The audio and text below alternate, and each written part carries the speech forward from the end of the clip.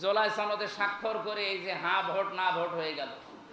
কিন্তু অনেক মানুষ এটা বুঝতেছে যে না, হয়তো আবার সব কিছু হারিয়ে ফেলছে, খালি এমপি হওয়া মন্ত্রী হওয়া এটা নামে, কিছুই আমার ভেতরে থাকবে না, কারো উপরে জুলুম অত্যাচার করা যাবে না, এই সমস্ত বুঝে অনেকে কিন্তু স্বাক্ষর করে নাই। আশা করছি তাদের শুভবুদ্ধির উদয় হবে এবং তারা দেশকে অস্থিতিশীল যেন না করে। অনেক মানুষের ভেতরে ক্ষোভ তৈরি হচ্ছে, কারণ ৭৭% মানুষ যেখানে এটা চেয়েছে যে আমরা সবাই ক্ষমতাবান হতে চাই, শুধু আমির হামজা এমপি এই কারণে উনি ক্ষমতা দেখাবে না, সবাই যেন তার জায়গা থেকে সে রাষ্ট্রের যে দায়িত্ব পেয়েছে এই ক্ষমতা সেও দেখাতে পারে। কিন্তু এটাই 15 বছরে আমরা পাইনি। ওটা যদি পেতাম আমার 3 বছর জেলে থাকা লাগতো না। এই জন্য ওইটা আমরা ফিরিয়ে দিতে চাই।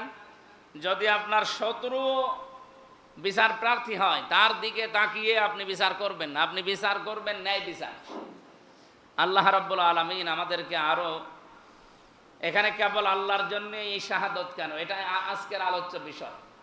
লিল্লাহি শুহাদা বিল কিসতি, তোমরা সাক্ষ্য দেবে আল্লাহর জন্য, ন্যায় বিচার করবে আল্লাহর জন্য। আল্লাহর জন্যই কেন ন্যায় বিচার? এখানে কয়েকটা ব্যাখ্যা আমরা পেয়েছি। তার ভেতরে 1 নম্বরে, ক্ষমতার আসল মালিক কিন্তু আল্লাহ। ক্ষমতার আসল মালিক কে? আল্লাহ। ওয়ালিল্লাহুম্মা মালিকাল মুলকি তুতিল মুলকা মান তাশা, আয়াত শুনেননি? আল্লাহ বলছেন ক্ষমতায় দেওয়ার একচ্ছত্র মালিকানা আমার, এবং না দেওয়ার মালিকও আমি। আমি যেমন দিতে পারি ওখান থেকে নামাতেও পারি। এই জন্য ক্ষমতা পেয়ে কেউ যেন লাভ না দেয়। আমাদের দেশের মানুষের অবস্থা, চরিত্র পোড়াটা পাল্টানো। আপনি দেখেন পররাষ্ট্রমন্ত্রী মানে উপদেষ্টা যে লোকটা ছিল, তৌহিদ নাম শুনেছেন? পররাষ্ট্র উপদেষ্টা, উনি শুধু সংসদ ভবনে ওই দিন এমপি এবং মন্ত্রীদের শপথ অনুষ্ঠানে গিয়েছিল দাওয়াত পেয়ে। উনি যেহেতু দায়িত্ব তার আগের দিন ছেড়ে দিয়েছে, পরের দিন শুধু অতিথি হিসাবে দেখতে গেছে। যে পুলিশ একদিন আগে তারে অন্তত 10 বার স্যার বলতো, আজকে সে ধাক্কা দিয়ে চলে যাচ্ছে, ওর দিকে তাকাচ্ছেও না। এমনকি ডক্টর মোহাম্মদ ইউনূসের যে সিকিউরিটি, যে স্পেশাল ফোর্স, তার যাওয়ার আসার আগে যা সিস্টেম আপনি দেখেছেন, কিন্তু যেদিন ছেড়ে দিল দায়িত্ব তার পরের দিন উনি চলে গেছে বাইরের রাষ্ট্রে। যাওয়ার সময় ব্যাগটা যে ধরবে সে লোক নেই, নিজের ব্যাগ নিজে নিয়ে যাচ্ছে। এই জন্য ক্ষমতা পেয়ে লাভ দেওয়া যাবে, কারণ মানে নত হওয়া লাগবে নিজে আল্লাহর কাছে, জনগণের কাছে। এইটাই বাংলাদেশের প্রধানমন্ত্রী এখন যিনি হয়েছেন তারেক জিয়া এইটাই চাচ্ছে। উনি যেহেতু 5টা আলটিমেটাম কালকে দিয়েছে, ভালো কাজ করার জন্য যদি সহজ প্রতিযোগিতা কেউ করে আমরা তার সাথে আছি। খেতামহু মিসকুম ওয়া ফি যালিকা ফালিয়াতানাফাসিল মুতানাফিসুন, তোমরা ভালো কাজে প্রতিযোগিতা করো।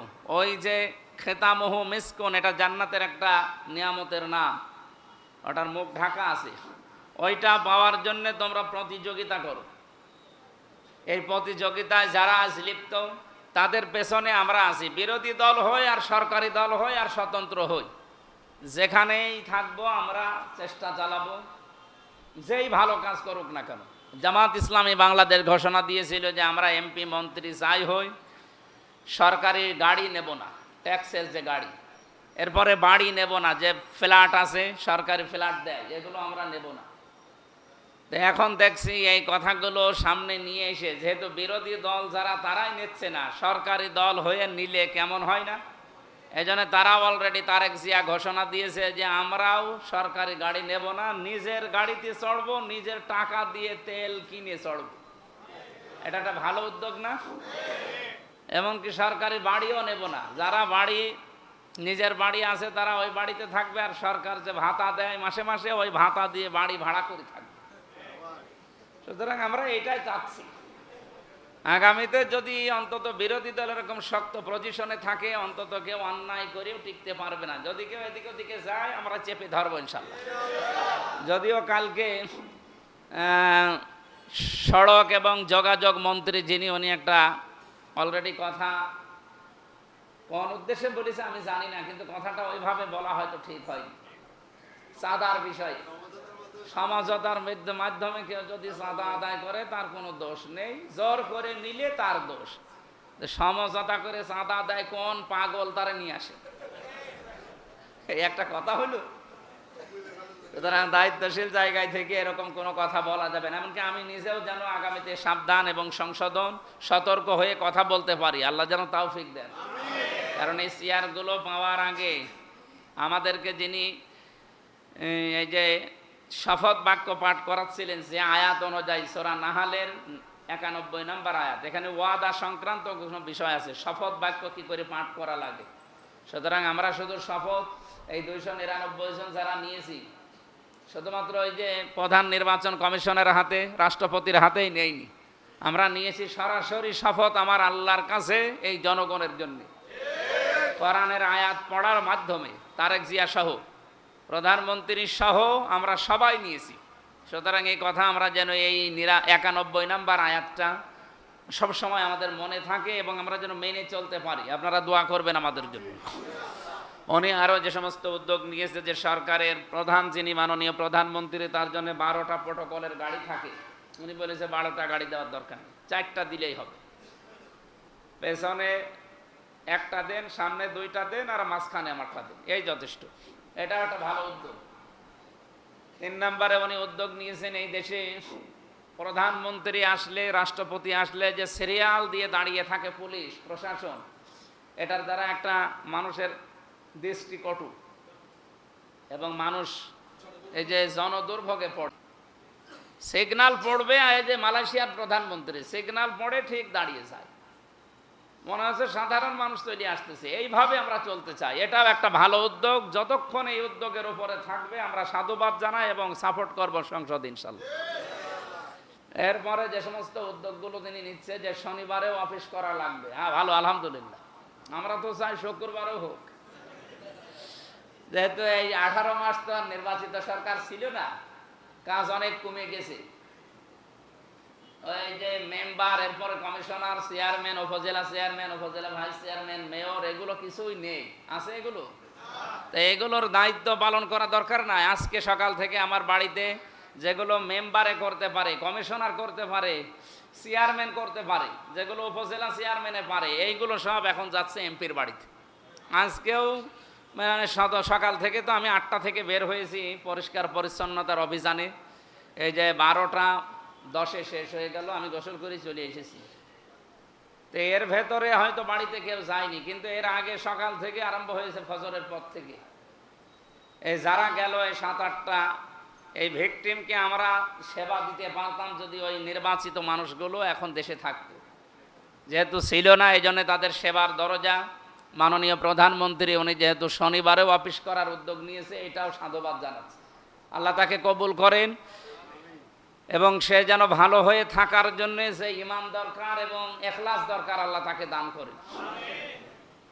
আমরা আরো কিছু বিষয় বলতে চাচ্ছি, সময় কি পাওয়া যাবে? আর 2-4 মিনিট বলে আমরা শেষ করছি।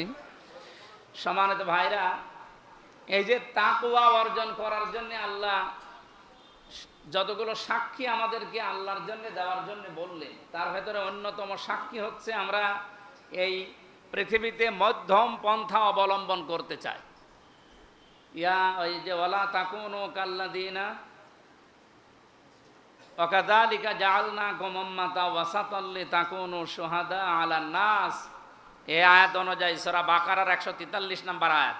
হে নবী, আপনাদেরকে, আপনার উম্মতদেরকে আমি মধ্যম পন্থা জাতি বানিয়েছি।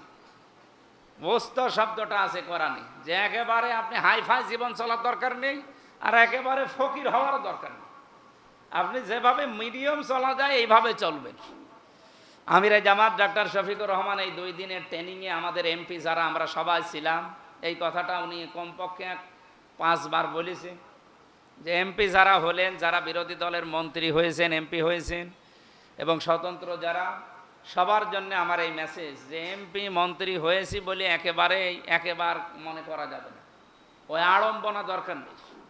পোশাক আশাকের ভাবসাব, খাওয়া দাওয়ার ভাবসাব, একেবারে চলাফেরার ভাবসাব অত দরকার নেই। যেভাবে আছেন আপনি ওইভাবেই থাকেন।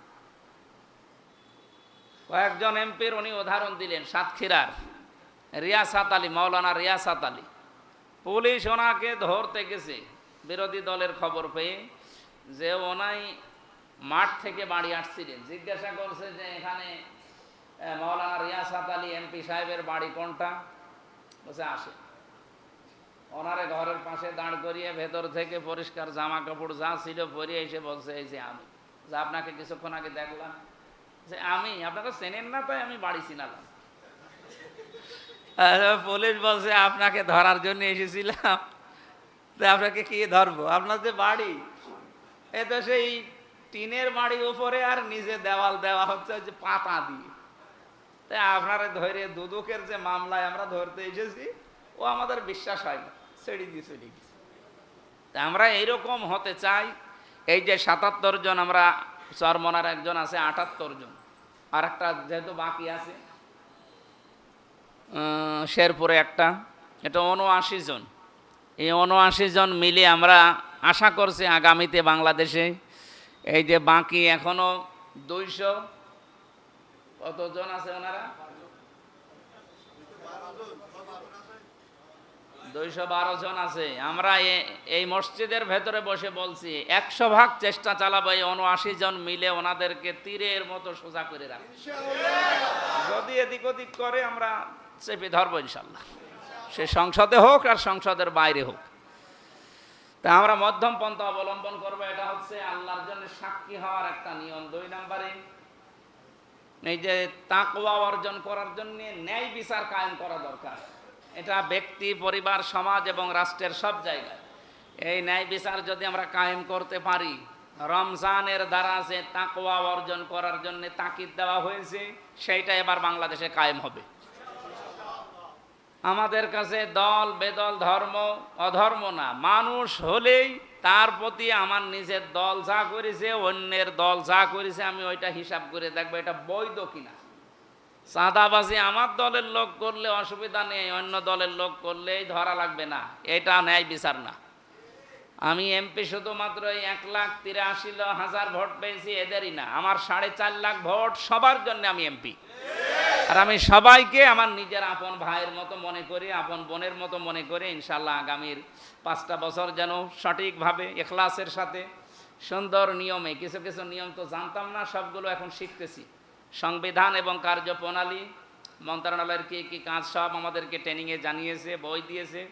এগুলো পড়ার মাধ্যমে, যেহেতু এখন সরকারি দলের নেই, বিরোধীতে আছি, সরকারি এবং বিরোধী দলের এমপির জন্য বরাদ্দ সমান সমান, কিন্তু লাইন ঘাট করে কিছু কিছু জিনিস একটু বেশি করা যায়।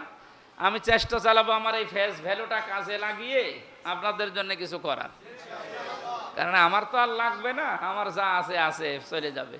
আমার এই ফেসটা যেহেতু আল্লাহ একটা আলাদাভাবে বানিয়েছে, আলাদা না এটা, এটা দেখলেই অনেকেই আছে না ঠিক আছে, এটার জন্য আমরা বিভিন্ন জায়গায় এইটা কাজে লাগিয়ে আপনাদের পেছনে আমরা এই শ্রমগুলো সামনে দিতে চাই। এই আজটার আরও বেশি শিক্ষা, আমি আরও ৩-৪টা শিক্ষা নোট করেছিলাম, আগামীতে যদি চেষ্টা করি আসবো এলাকায় তখন বলবো ইনশাল্লাহ। আর তাফসির মাহফিল, ওয়াজ মাহফিল মনে হয় এইরকম ঢালাভাবে আর করা যাবে না, কারণ যত কাজ দেখলাম একটা এমপির মাথার উপরে যে কত কাজ, এখন আমার মাঝে মাঝে মনে হচ্ছে এই ট্রেনিং 2 দিন নিয়ে যে মমতাজ করতো কি করে। আমার মনে হয় মমতাজ এসব কিছু জানেও না, ও খালি গান বলা ছাড়া ওর কোনো কাজ নেই। কিন্তু আমাদের তার গান বলার কোনো সিস্টেম নেই, আমাদের কাজ করা লাগবে, পড়া লাগবে এবং ওগুলো সব উপস্থাপন করা লাগবে।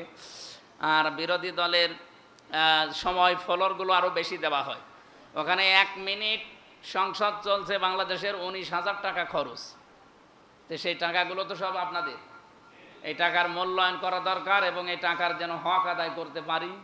আমি আমার আসন নিয়ে, আমার কুষ্টিয়া জেলা নিয়ে দেশের এবং আন্তর্জাতিক বিষয় যেগুলো আসবে সব নোট করে আপনাদের পরামর্শ নেব। এই এলাকায় যারা আছে আমার এই আসনের ভেতরে, এই জেলার ভেতরে, যেহেতু আমরা 3 জনই এই জেলায় জামাত ইসলামের এমপি, আর একজন আছে আমাদের রেজা বাচ্চু ভাই, উনি বিএনপি থেকে, ওনার সাথেও পরামর্শ করে আমরা কুষ্টিয়াকে সাজাতে চাই, দুর্নীতি মুক্ত করা হবে সব জায়গায়। আজকে সদর হাসপাতালে যেয়ে মাথা খারাপ হয়ে গেছে, এর আগেও আমি দেখেছি কিন্তু মুখ খুলতে পারতাম না। আজকে যে রন্ধ্রে রন্ধ্রে সব অনিয়ম, এগুলো আমরা মেটাতে চাই আগামী থেকে। আপনারা সাথে থাকবেন না?